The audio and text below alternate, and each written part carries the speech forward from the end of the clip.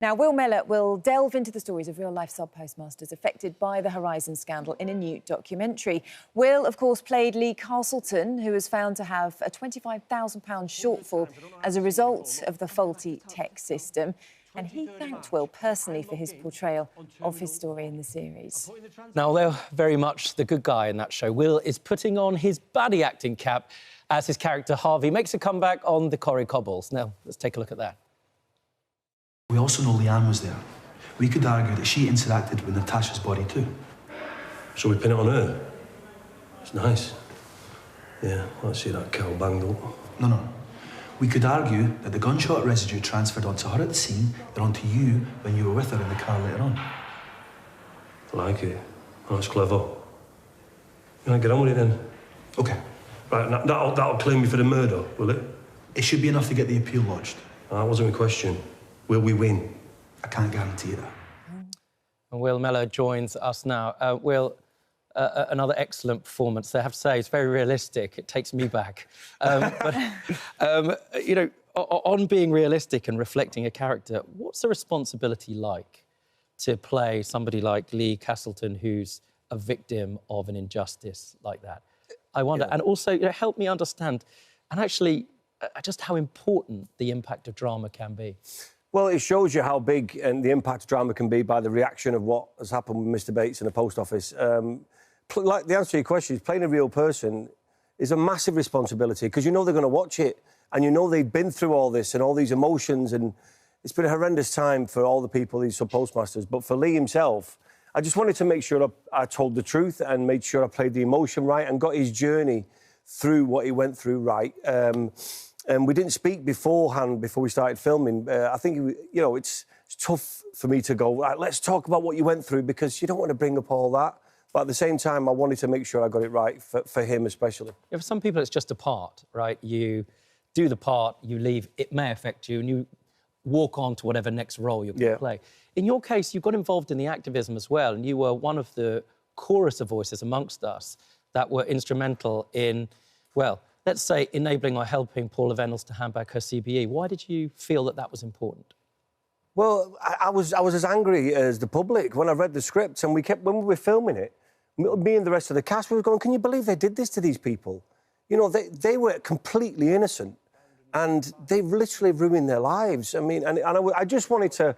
I didn't want this to settle, and I thought, you know, I have a bit of a responsibility, but I'm not only being in the show, but if people are asking me to talk about it, I should talk about how I feel.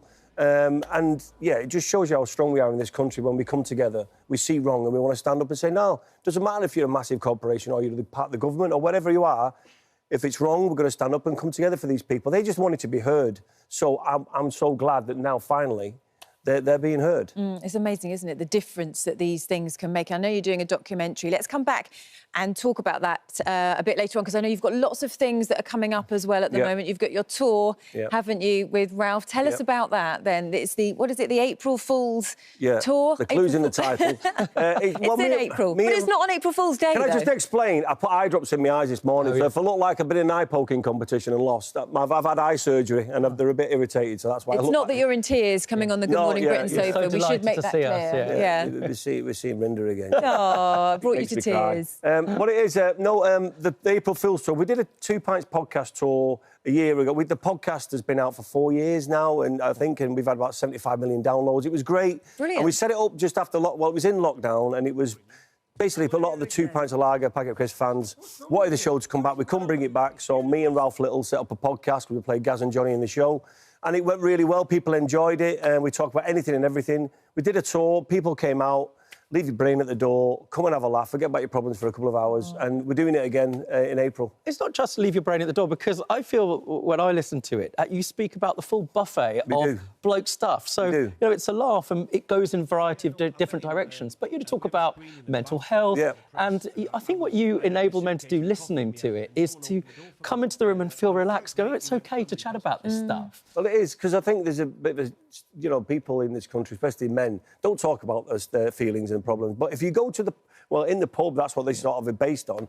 There's all sorts of subjects that come up, but it's good for men to talk. So me and Ralf, we talk about anything. I talked about when my dad passed away and how it really affected me, and you know, we do talk about stuff like that. But then we can just completely turn and then go and talk about something completely different, lots of fun and childish banter, as well as all that stuff. And I think that's what we want it to be. We want it to be anything and everything, and you never know what we're going to talk about next. And we don't, to be honest. Things happen, plant the seed and the tree grows, you know. And you react to it. Good. Well, people can look forward to seeing you in that. And they can also look forward to seeing you back in Corrie. Yeah. And, I mean, how was that being back? He must be a great character to play because he's such a villain, isn't he? You see him there behind bars. Yeah, I love playing Harvey because I never get to play baddies. You know what I mean? I always sort of play Jack the Lad or Cheeky Chappie, and obviously it was great playing Lee Castleton in the Post Office drama. But this character, they asked me to come back. I was in it a while back, and we did it was like a special, and Harvey is a drug dealer, and he's a horrible guy, and he killed somebody. So he's in prison, but now he's wangling his way to try and get maybe out of prison, and he's using this guy who's a solicitor who wants his help, and he said, well, if you want my help, you're going to have to do something for me. So he's a bit of a puppet master from in prison, but he's a great guy to play. And like you said, I've met a few people through my time, growing up in Manchester and stuff, and I thought, yeah, I know exactly how I'm going to play him. You've got a few of those documentaries. When Cops Go Bad, I think, is one of them as well, which is out. Yeah, The Cops Who Kill was the first series out on crime and investigation. And it was about police who kill people, and we started off with Wayne Couzens, Sarah Everard. And the next series of Cops Gone Bad on crime and investigation comes out in February. And this is not only murderers, but rapists, people who basically blackmail and theft and drug dealing. And we start off with David Carrick, who is one of our biggest sex offenders in the country, and he was a policeman in the same unit at the Met as Wayne Couzens. And it's just a massive pivot. If we want to come and see April Fools, I'm going to be there. How do we get tickets? Just go to twopintspodcast.com. All the tickets are on there. We're all over Manchester from the 4th of April. Manchester, Newcastle, Nottingham, Scarborough. We're all over the place. The dates are on the screen there. Come and see us. Have a bit of fun. Audience participation. And you might even win something. Bit of a pub quiz. And listen, talking about your documentary, because I know that the Post Office is one thing that you're going to be doing a documentary on as well, to look further into what happened here because of the impact that it's had. Yeah, we're doing something. Yeah, we're doing a documentary, and I'm talking to other people that have not been spoken about. Other people are coming out all the time. So many stories. And the thing about Mr. Bates is, I think the reason why it landed so much is this isn't something that happened. It happened, but it's still going on. They're still kicking the can down the road. And I think it's disgraceful, man. The people that they took the money off, that's not compensation. Give them their money back. What they're due. What they take, and then look at the compensation. Well, listen, it was such a pivotal role for you, I know, playing Lee. And we have Lee here in the studio. Come in and join us, Lee, mate. because I know, it's lovely to be able to reunite Good to see you, pal. Come and sit down, son. Such a special moment, because, Lee, how was it for you seeing Will portray you on screen like that? Well, he just did a great job, didn't he? And it's that honesty and that sort of empathy, that feeling that, he just felt it. I can't tell you how difficult it was to stand in front of a judge and be judged just as an individual. Yeah. And he shows that in the film, and I think it just shows the humanity or the inhumanity of it. Do you want to say something personally to him? Thank you so much. Don't be daft, mate. Thank you. No, listen, it's a shame that it took a drama to get these people heard, but it shows you the power of television. I'm so glad we did this and ITV did this. And having this opportunity to play this part was, it's... Things come around for a reason sometimes, and I'm so glad I could represent you, and I'm glad you like what I did, because it was... Of course, yeah. And we hope it all stays in the news so everybody's adequately and correctly compensated. He's probably sick to death of just hearing the word Post Office. So let's go sort these people out. Yeah. How much pressure did you feel? Because, this is his life story. His life was ruined by this. You must have felt that huge weight of responsibility. Huge. Yeah, it was, and I think for all of us, I looked round at the cast, and it was a fantastic cast.